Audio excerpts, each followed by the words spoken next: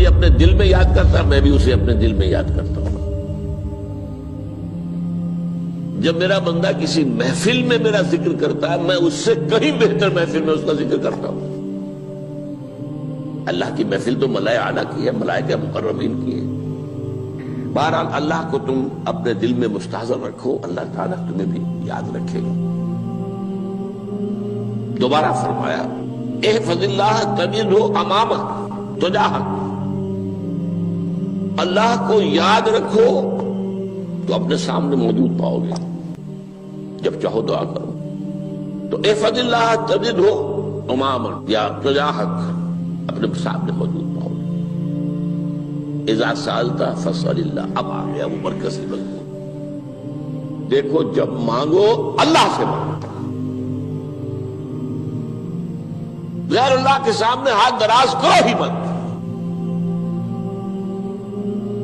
ایک حدیث میں آتا یعنی حرام نہیں ہے، دنیاوی قواعد اصول قوانین کے تحت کسی سے مدد چاہنا، کوئی سوال کرنا حرام نہیں ہے۔ آپ سوال کریں، مدد لیں، اسی پر دنیا قائم ہے، ایک دوسرے کے ساتھ تعاون کے ساتھ۔ لیکن اونچا مقام کیا ہے؟ کسی سے سوال مت کرو سوائے اللہ، یہاں تک کہ جوتے باندھنے کا تسمہ تمہیں درکار ہے تو بھی کسی سے مت مانگو، اللہ سے مانگو۔ کیا پتہ اللہ کس کے دل میں ڈال دے اور وہ آ کے تمہیں تسمہ پیش کر دے۔ ہوتا ہے ایسا، مسافر ہوتا ہے۔ جو اللہ کے ساتھ لو لگا کر رکھنے والے ہیں ان کے تو ایسے واقعات ہوتے ہیں کہ دل میں ایک بات آئی اور اس کے بعد وہی بات جو ہے وہ کوئی شخص آ گیا اور اس نے وہ بات پوری کر دی۔ کیونکہ لوگوں کے دل جو ہے وہ تو اللہ کے دو انگلیوں کے مابین جو چاہتا پھیر دیتا ہے۔ کیا پتہ اللہ کسی فرشتے کو انسانی شکل میں بھیج دے، آتا ہے فرشتہ، آتا ہے انسانی شکل میں، آتا ہے آپ کی تکلیف کو رفع کر دے، آپ کی ضرورت کو پورا کر دے۔ اسی سے مانگو، کسی اور سے مانگو۔ یہ ہے توحید کا لب لباب۔ یوں سمجھیے اسلام کی جڑ کیا ہے؟ ایمان۔ اسلام کا جو خارجی نظام عمل ہے، انفرادی اعمال ہو اجتماعی ہو، ان سب کی روح رواں کیا ہے؟ ایمان۔ ٹھیک، ایک بات ہو گئی۔ ایمان کا خلاصہ لب لباب کیا ہے؟ ایمان باللہ۔ جیسے ایمان بالآخرہ بھی ہے، ایمان بالملائکہ ہے، ایمان بالانبیاء ہے، ایمان بالرسل ہے، ایمان بالکتب ہے، ایمان بالقلب ہے، لیکن اصل ایمان۔ اسی لیے ایمان مجمل میں آپ کو معلوم ہے کسی اور چیز کا ذکر نہیں۔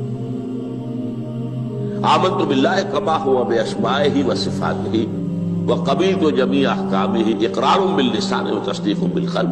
یہ ایمان مجمل ہے، اجمالی طور پر ایمان اس کا نام ہے۔ ہاں مفصل تفصیلی طور پر آمنت باللہ وملائکتہ وکتبہ ورسلہ والیوم الآخر والقدر خیرہ وشرہ من اللہ تعالی۔ تو اسلام کی جڑ ایمان، اور اسلام کا سارا جو نظام عمل ہے، چاہے انفرادی اعمال ہو چاہے اجتماعی، ان سب کی روح رواں ایمان، اور ایمان کا خلاصہ ایمان باللہ۔ اور ایمان باللہ کا اصل حاصل وہ ہے جو اس حدیث میں آ رہا ہے۔ اس کے دو ہیں تقاضے، عبادت صرف اسی کی، استعانت صرف اسی سے۔ اس لیے میں نے سورہ فاتحہ کا تذکرہ شروع میں کیا۔ یہ عبادت کا جوہر ہے، عبادت کا جو ہے یہ ایمان کا حاصل۔ عبادت صرف اس کی ہے اور استعانت صرف اس سے۔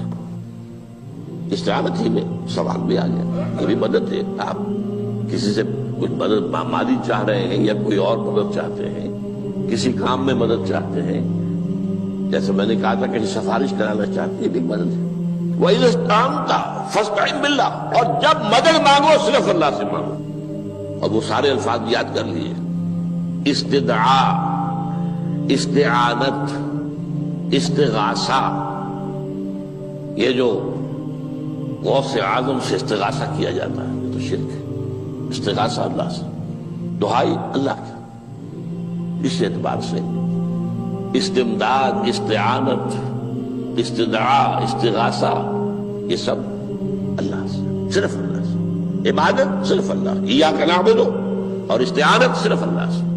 مانگو صرف اللہ سے، جب مدد طلب کرو صرف اللہ سے، اور جان لو اگر تمام لوگ جمع ہو کر تمہیں کوئی فائدہ پہنچانا جائے نہیں پہنچا سکتے، الا بشیء قد کتب اللہ لک وان اجتمعوا علی ان یضروک بشیء لم یضروک الا بشیء قد کتب اللہ علیک، اگر سب مل کر چاہے تمہیں کوئی نقصان پہنچا دے نہیں پہنچا سکتے مگر وہی کچھ جو اللہ نے تمہارے لیے لکھ دیا۔ اب بتائیے خوف کی جڑ کٹ جائے گی کہ نہیں؟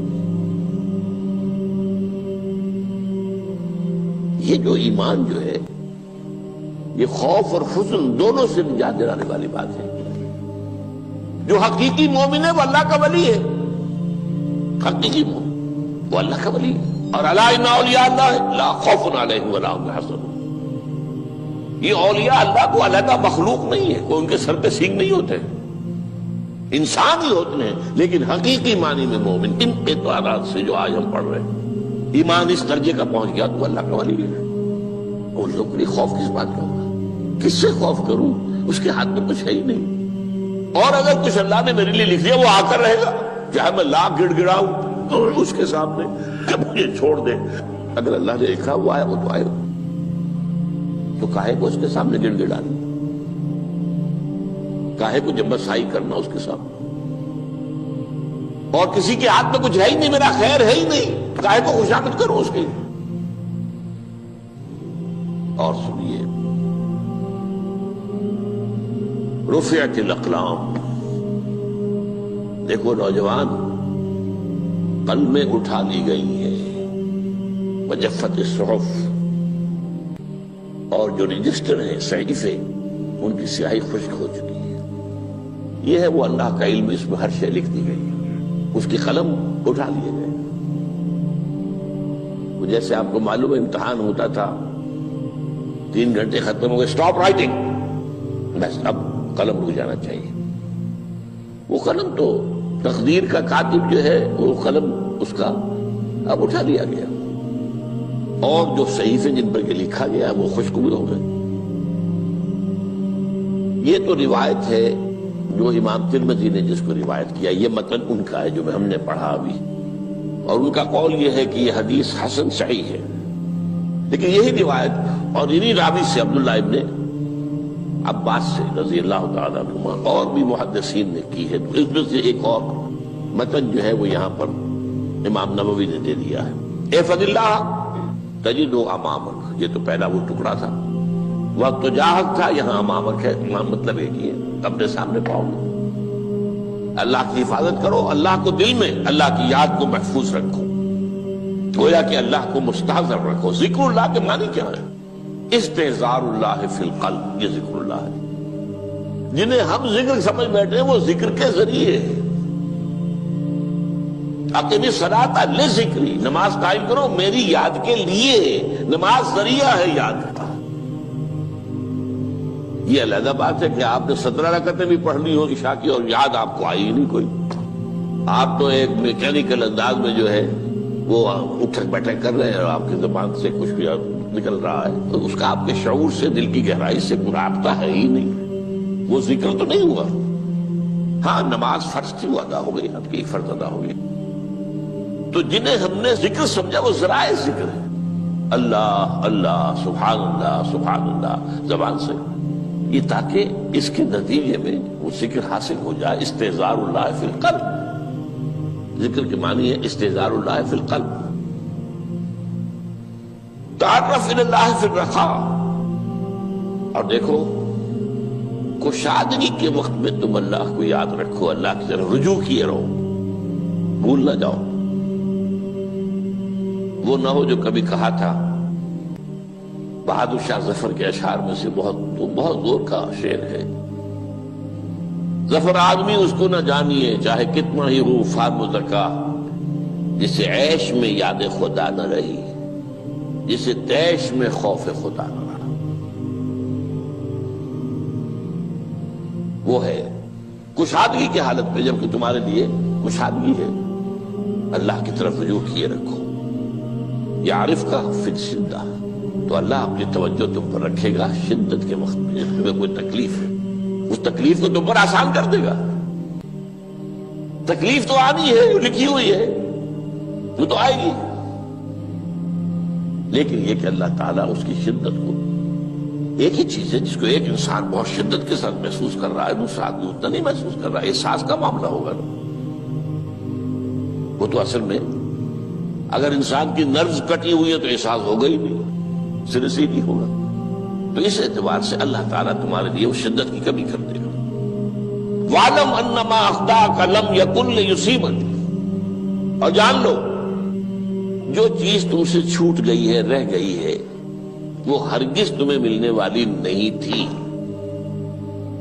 اب آپ نے کسی ملازمت کے لیے درخواست دی ہے، درخواستیں مانگی گئی ہیں، اپنی سی محنت کر لی، نہیں ملی ملازمت، اب آپ بیٹھے ہوئے افسوس میں، رنج میں، غم میں، فلاں نے یہ کر دیا، فلاں نے یہ کر دیا، وہ فلاں جو ہے بڑی تکڑی سفارش لے آیا تھا، فلاں نے رشوت دے دی۔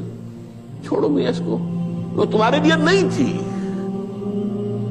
کاہے کو اپنے ذہن کے اندر یہ کھچڑی پکا رہے ہو بیٹھے ہوئے؟ خواہ آپ شاید سوء ظن میں بھی مبتلا ہو رہے ہو، کسی نے نہ رشوت دی اور آپ سمجھتے ہو کہ رشوت دی ہے اس نے۔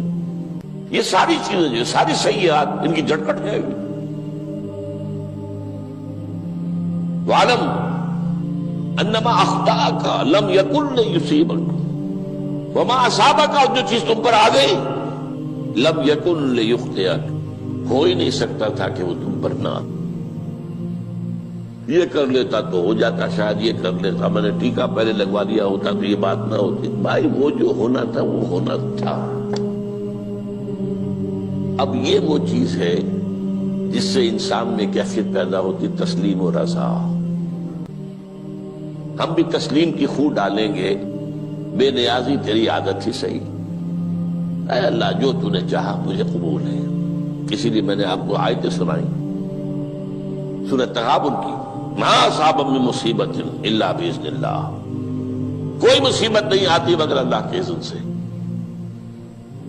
وَمَن یؤمن باللہ یہد قلبہ، جو اللہ پر ایمان رکھتا ہو اللہ اس کے دل کو ہدایت دے دیتا ہے۔ ہدایت کس بات کی؟ تسلیم و رضا۔ سر دوستاں سلامت کہ تو خنجر آزمائی، نہ شبد نصیب دشمن کے شبد ہلاکت تیغت۔ اے اللہ تیری طرف سے ہے، مجھے قبول ہے، اور بظاہر مجھے تکلیف ہو رہی ہے لیکن یقیناً اس میں میرا کوئی خیر ہے۔ بیدک الخیر، تیرے ہاتھ میں تو خیر ہی خیر ہے، جو بھی تیری طرف سے آئے۔ سر تسلیم خم ہے جو مزاج یاد میں آئے۔ اور یہ مضمون جو ہے زیادہ بڑے پیمانے پر سورہ حدید میں آیا ہے۔ ما اصاب من مصیبت فی الارض ولا فی انفسکم الا فی کتاب من قبل ان نبرأها، کوئی مصیبت نہیں آتی نہ تمہاری جانوں میں نہ زمین میں، زمین میں زلزلہ آ جانا، سیلاب آ جانا، کچھ اور زمین کا دھنس جانا، یا یہ ہے کہ تمہاری جانوں میں کوئی بخار ہو گیا، کوئی اور تکلیف ہو گئی، اچانک معلوم ہوا کہ انسان تو کینسر ہے، اور کینسر بھی اب 3rd سٹیج کو پہنچ چکا ہے، لیکن جو بھی آیا ہے وہ اللہ کے علم کی کتاب میں پہلے سے لکھا ہوا ہے۔ فی کتاب من قبل ان نبرأها، یہ کتاب میں درج ہے اس سے پہلے کہ ہم اسے ظاہر کریں۔ اس کا نتیجہ کیا نکلنا چاہیے؟ لیکن لا تاسوا علی ما فاتکم ولا تفرحوا بما آتاکم، افسوس نہ کیا کرو جو تم سے جاتا رہے، چھوٹ جائے، کوئی عزیز فوت ہو گیا، کوئی موقع ہاتھ سے نکل گیا، ارے بھائی میں چوک گیا، بڑا موقع تھا، اب اس پر افسوس کر رہے ہیں؟ نہیں، جو چیز دیکھیں لا تاسوا علی ما فاتک ولا تفرحوا بما آتاک، جو اللہ تمہیں دے دے اس پر اتراؤ مت۔ وما اصابک لم یکن لیخطئک واعلم ان النصر مع الصبر، اور جان لو اللہ کی مدد صبر کے ساتھ آتی ہے، جو آئے اس کی طرف سے جھیلو، زبان پر کلمہ شکوہ اور شکایت نہ آئے، اللہ سے شکایت نہ آئے، تسلیم و رضا، جو تیری رضا ہے۔ تیری صحت ہمیں منظور ہے لیکن اس کو، مولانا محمد علی جوہر ایک مرتبہ جیل میں گئے، ایک بیٹی بیمار ہوئی، فوت ہو گئی، اس کے بعد دوسری مرتبہ پھر جیل میں گئے، دوسری بیٹی کو وہی بیماری ہوئی،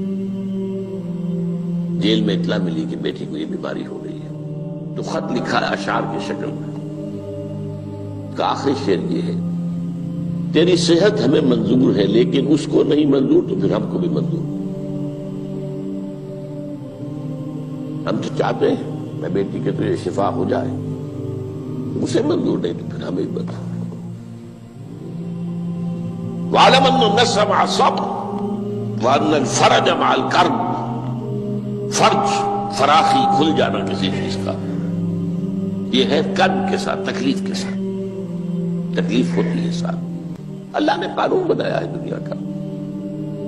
اب آپ اندازہ کیجئے بچے کی ولادت میں ماں کو کتنی تکلیف اٹھانی پڑتی ہے. آج کل تو فیشن ہو گیا ہے، سیدھے سیدھے جاؤ، آپریشن کراؤ، تکلیف سے بچ جاؤ. لیکن یہ ہے کہ یہ بھی آپ کے علم میں ہوگا، وہ ساری تکلیف جیسے ہی بچے کو لا کر ماں کے برابر لٹایا ہے، ساری تکلیف ختم. پھر جو راحت اس سے میسر آتی ہے.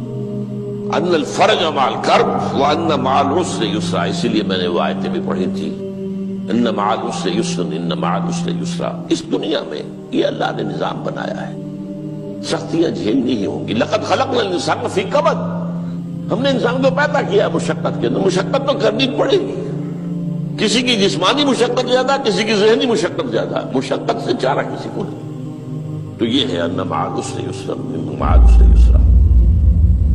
بارک اللہ لی ولکم فی القرآن العظیم ونفعنی وإیاکم بالآیات والذکر الحکیم. جدوں کافر اسی پچ ہو گیا، پھر تسبیح مصلی کی کرنا. اساں ظاہر نو رب منیا اے، باطن دا اللہ کی کرنا. اساں ظاہر نو رب منیا اے، باطن دا اللہ